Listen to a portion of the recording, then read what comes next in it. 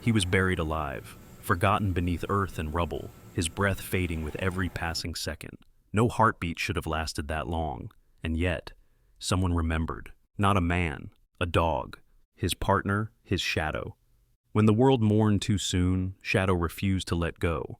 He defied orders, he dug through death, he barked until the truth screamed back. What happened next will shake your soul and restore your faith in loyalty, in instinct, in love.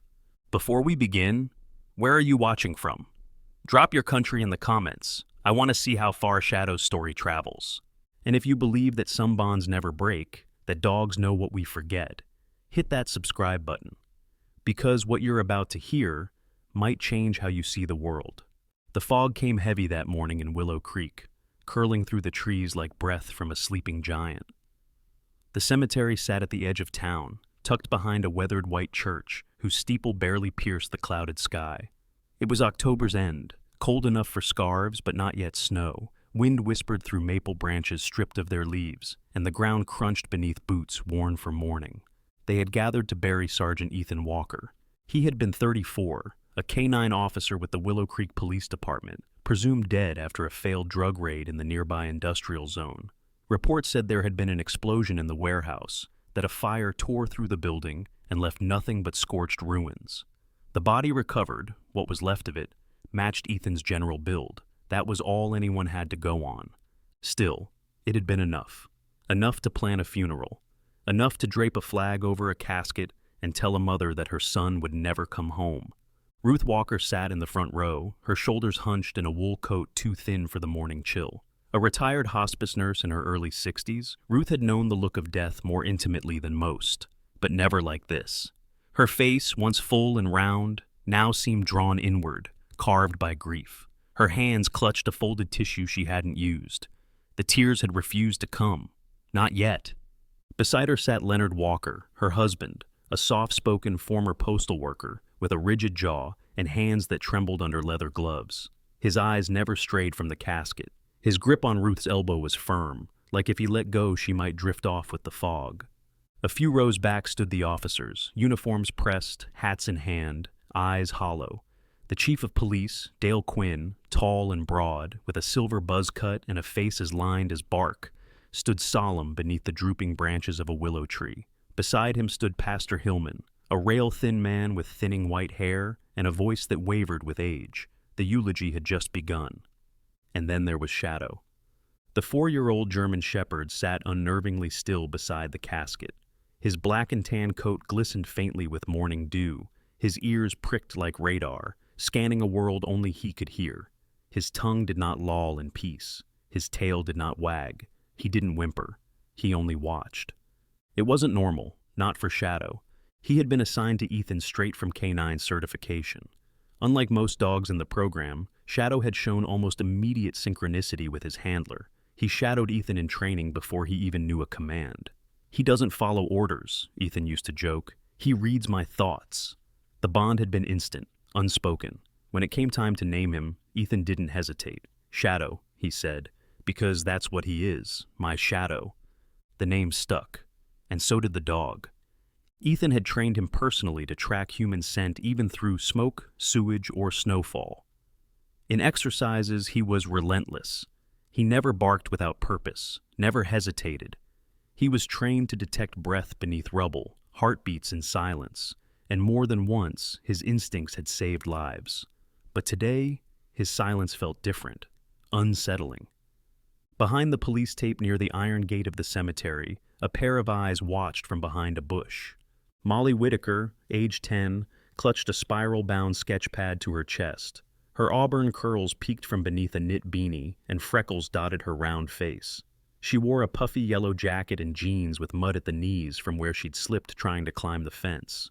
No one knew she was there, not yet. Molly had adored Ethan. He was her neighbor, the one who always waved when driving past, who brought her lost soccer ball back from under his truck, who let her feed Shadow biscuits when they trained in the park. She loved that dog like most girls her age loved ponies or pop stars, and she hated being told she wasn't allowed at the funeral, so she came anyway, quiet, invisible. From her hiding spot, she watched Shadow like a hawk, and what she saw made her uneasy. Shadow's gaze wasn't fixed on the casket. It was shifting, searching. His body, while still, quivered slightly, his nostrils flaring. He kept licking his lips, looking from Ruth to the casket and back again. His muscles were coiled, not with grief, but something else. Tension, urgency. Molly frowned. She took out a crayon and began to sketch what she saw. Shadow, alert, tense, eyes wide. Her fingers trembled. Meanwhile, Pastor Hillman's voice echoed through the fog. Ethan was a man of courage, he said, but also of kindness. He served with integrity and love, not only for his fellow officers, but for the people of this town, and for the partner who never left his side. At the word partner, Shadow's ears twitched. He stood suddenly, body rigid. A few officers shifted. Someone behind Ruth whispered, "He senses something." Another replied, "It's just grief." Ruth's eyes had not left Shadow. She noticed his breathing, fast, shallow, his head tilted, and for a moment he stared directly at her. It was not the blank stare of a confused animal. It was a message, a plea. Leonard leaned in. "He's restless." "No," Ruth murmured. "He's not restless. He's waiting." The words left her mouth before she could think. Her hands tightened on the tissue in her lap. Pete Morales, one of Ethan's fellow officers, stocky, Latino, mid-30s with a kind face, stepped forward and gently touched Shadow's collar. "It's all right, buddy," he whispered. "We're all hurting." But Shadow pulled away just enough to avoid contact. His body remained locked. His eyes never blinked. And in that moment, something stirred in Ruth. A flicker of doubt.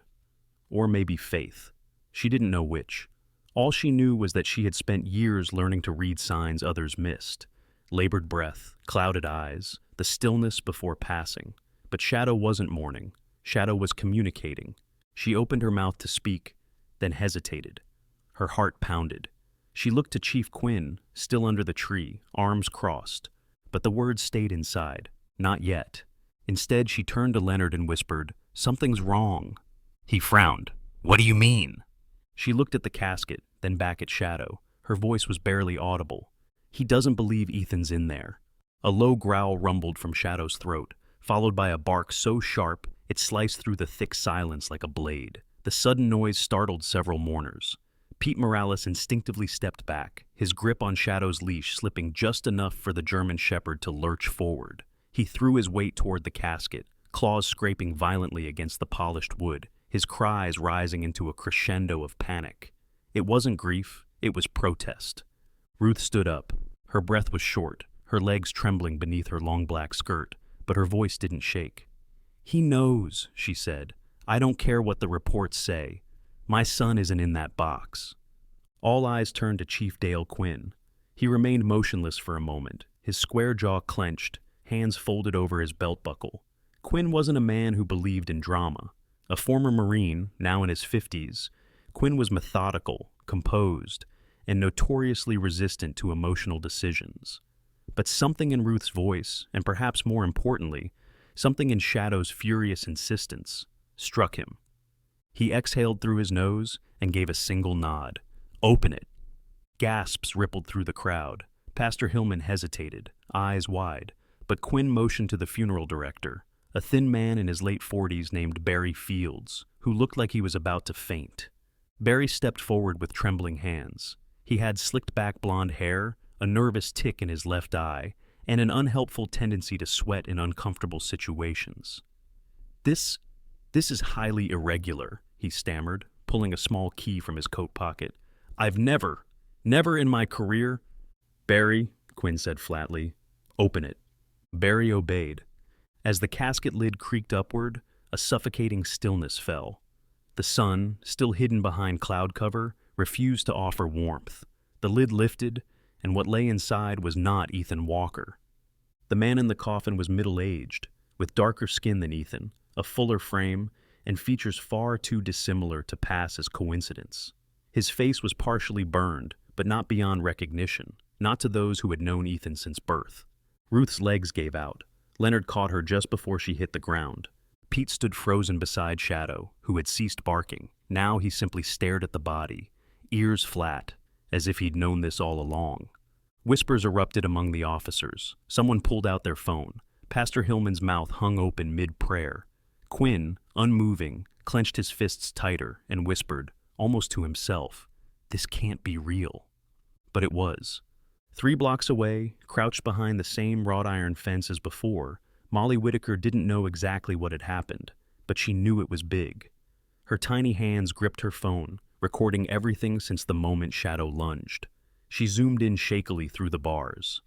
Then, as the lid opened and gasps spread like wildfire, she caught a glimpse of Ruth collapsing and the officers' stunned faces.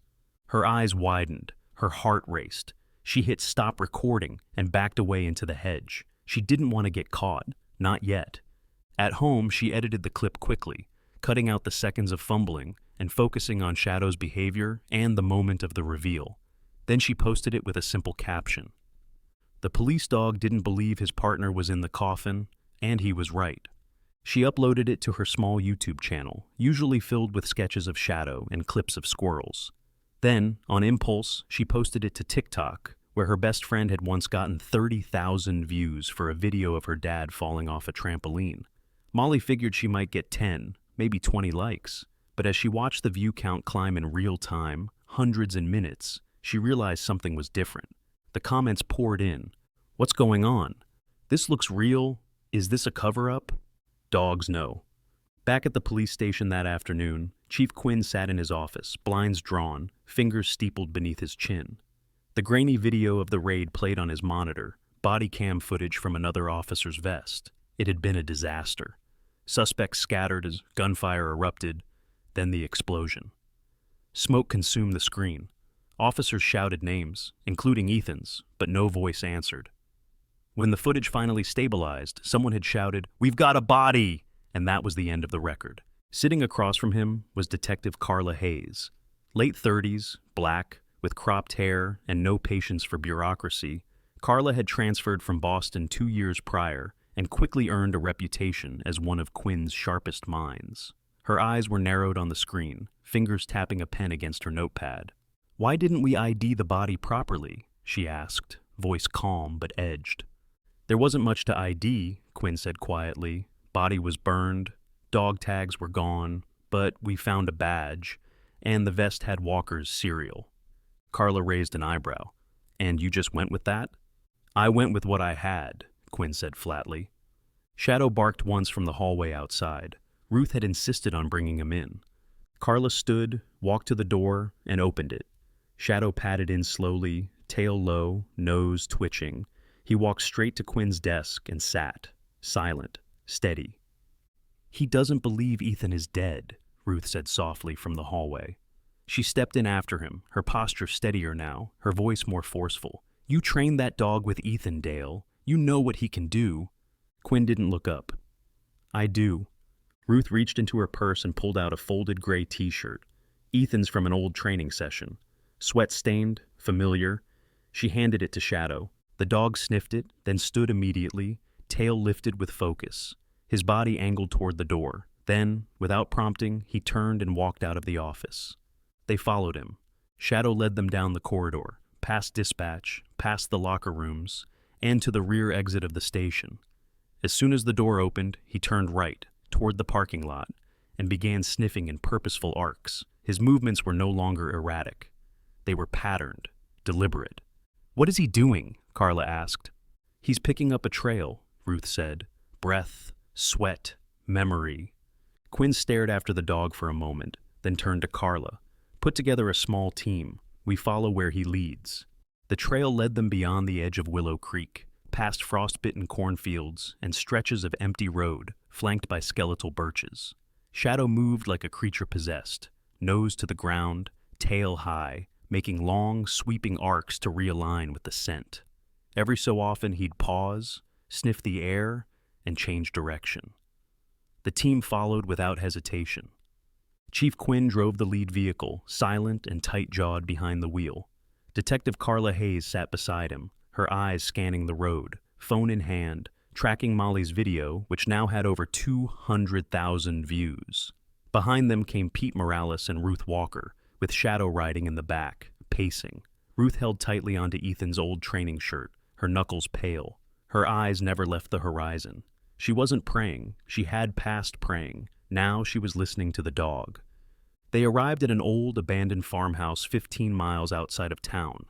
The place had once belonged to a man named Gus Weaver, a recluse who passed 2 winters ago. No heirs, no claims. The land had since gone wild. Dead vines strangled the porch rails, and the barn leaned as if in mourning. A faded wind chime tinkled in the breeze, eerie in the stillness. Shadow leapt from the vehicle before the engine cut. He dashed past the front steps, ignoring the creaking house, and bolted toward the overgrown backyard. Quinn and Carla followed, weapons drawn just in case. Pete helped Ruth climb out of the truck and stayed close. They reached the far side of the barn, where the ground sank slightly and weeds grew in a strange spiral. There, Shadow stopped. His body stiffened, nose down, ears flat. Then, he barked. Once. A heartbeat later, he began to dig. Dirt flew behind him in a frenzy. His paws carved the ground like shovels, and after a moment, the others joined. Quinn dropped to his knees beside him, shoving dirt aside. "Pete, tools! Now!" Pete sprinted back to the SUV and returned with shovels. Carla grabbed one without a word. Ruth stood a few steps back, hands to her mouth, watching as if in a trance. The earth gave way with a hollow thunk. They uncovered a rusted metal hatch, half collapsed under soil and rot. Carla shone her flashlight down the seam. "Looks like a root cellar. Old storm shelter, maybe." She pulled the handle. It groaned open an inch before catching on something beneath. Then, barely audible beneath the wind, they heard it. A moan. Weak, fragile, human. "Get it open!" Quinn barked. Pete and Carla pulled with him, using a crowbar and raw strength. The door gave a metallic shriek and swung wide, revealing a narrow shaft of darkness.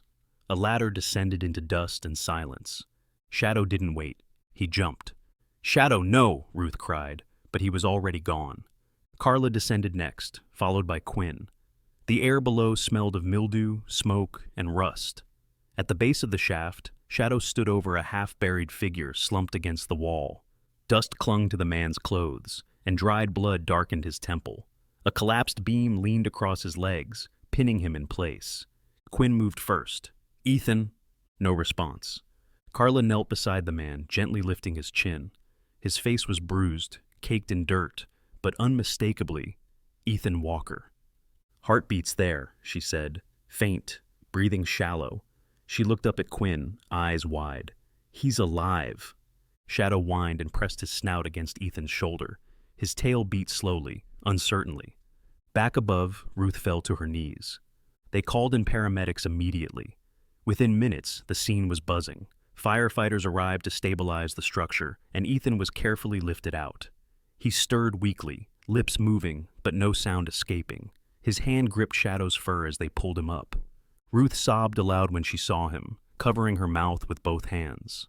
Molly, who had appeared not long after with her father, stood behind the paramedics, clutching a rolled-up sheet of paper, her big brown eyes filled with tears.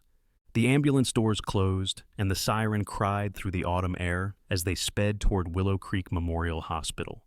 3 days later, sunlight poured through the blinds of Ethan's hospital room. Machines beeped gently, measuring his return to life.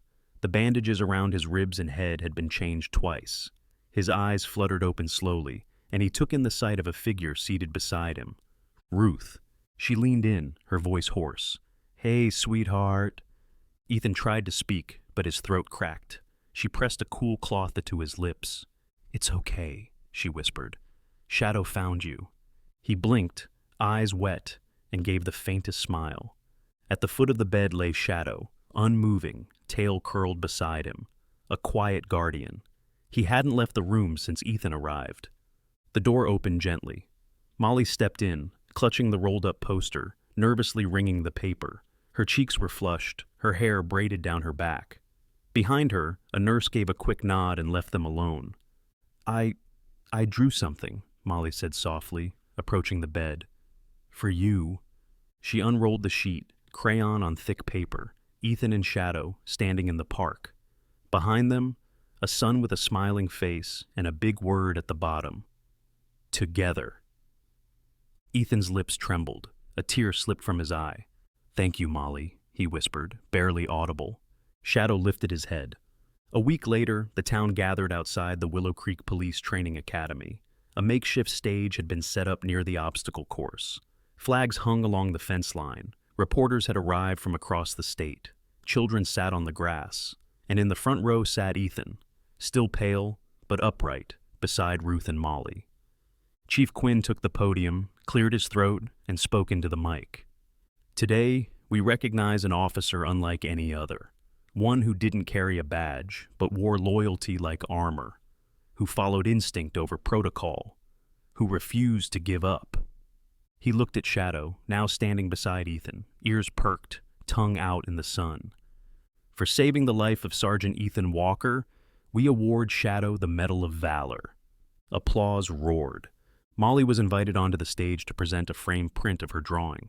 Shadow nudged her elbow playfully as she handed it to Ethan, drawing laughter from the crowd. A photographer captured the moment, Shadow standing proudly between Ethan and Molly, the sun casting a golden glow behind them. The dog's eyes, bright and alive, stared straight into the camera, full of knowing. A new legend had been born. Sometimes, miracles don't arrive with trumpet sounds or beams of light. Sometimes they come with 4 paws, a scarred nose, and eyes that never stop searching. Shadow didn't just save a man. He reminded us that love can reach beyond rubble, beyond fear, beyond what the world calls final. In a world full of noise and doubt, may we never forget that instinct, loyalty, and faith are powerful forces, especially when they work together. Shadow didn't question. He followed his heart. And through him, we witnessed something divine. A breath returned, a life restored, a bond unbroken. If you believe that God can use even the smallest of his creatures to perform miracles, if you believe that no one is truly lost while love still searches, then this story is your reminder. Share this story with someone who needs hope today. Comment below with Amen if you believe in second chances, in miracles, in loyalty that never gives up. Don't forget to subscribe to our channel for more true stories that restore your faith in love, in goodness, and in something greater watching over us all. May God bless every viewer who finds this story, and may he guide us as he guided Shadow.